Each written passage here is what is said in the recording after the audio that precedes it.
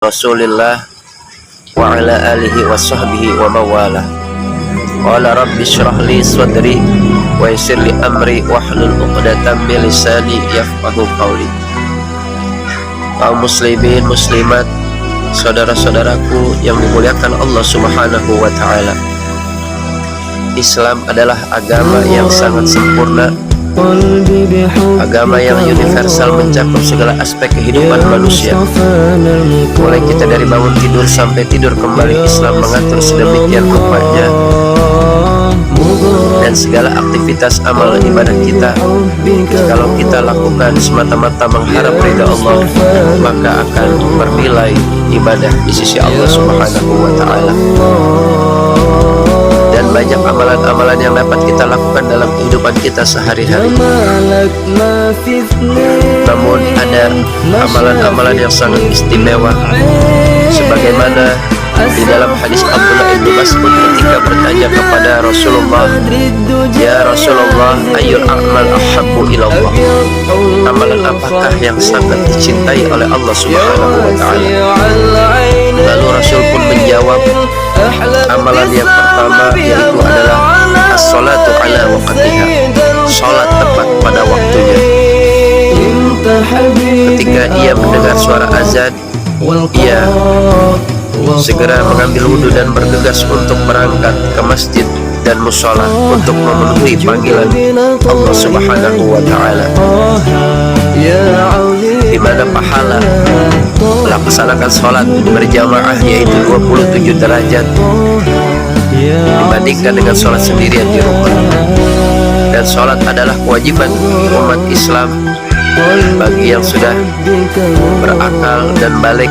Ia wajib untuk melaksanakan sholat. Dan juga sholat adalah amalan yang nanti di hari kiamat yang akan pertama kali dihisab oleh Allah Subhanahu wa taala. Di dalam hadis Rasulullah Shallallahu Alaihi Wasallam mengatakan, as-salatu imaduddin, faman aqamaha faqad aqamaddin, wa man taraka faqad hadamaddin. Salat adalah tiang agama. Barang siapa yang mendirikan salat, berarti ia telah mendirikan tiang agama dalam dirinya. Dan barang siapa yang meninggalkan salat, berarti ia telah meninggalkan, merobohkan tiang agama dalam dirinya. Mudah-mudahan kita bisa menjaga sholat 5 waktu di awal waktu, memenuhi panggilan Allah Subhanahu wa ta'ala. Amin. Dua adalah amalan yang sangat dicintai oleh Allah Subhanahu wa ta'ala, yaitu adalah birrul walidaini, yaitu berbakti kepada kedua orang tua. Berbakti ketika mereka masih hidup maupun ketika mereka sudah meninggal dunia. Ketika mereka masih hidup, kita bisa membahagiakan dan memuliakan kedua orang tua kita, dan juga mendengarkan nasihat-nasihat baik dari mereka, mentaati perintah-perintah mereka, karena ridha Allah terletak pada ridha kedua orang tua. Ridha Allah fi ridhal walidain wa sukhtullah fi sukhtil walidain. Ridha Allah terletak pada ridha kedua orang tua, dan murka Allah terletak pada murka kedua orang tua.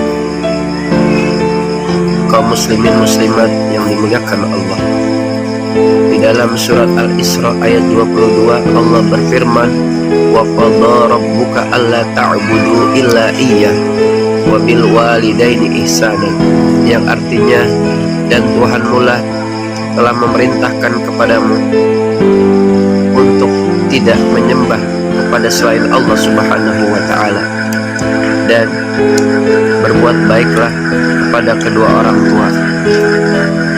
Ini menunjukkan bahwasanya derajat orang tua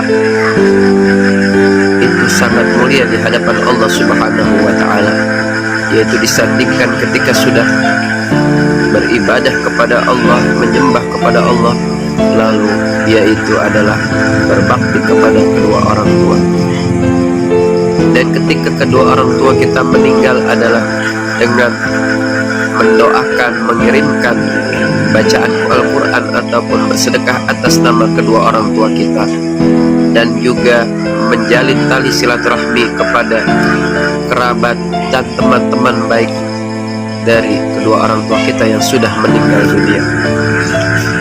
dan juga menjalankan amanat-amanat kedua orang tua kita yang belum mereka tunaikan, kita sebagai anaknya, yaitu meneruskan atau menyampaikan amanat yang mereka akan lakukan namun belum mereka lakukan.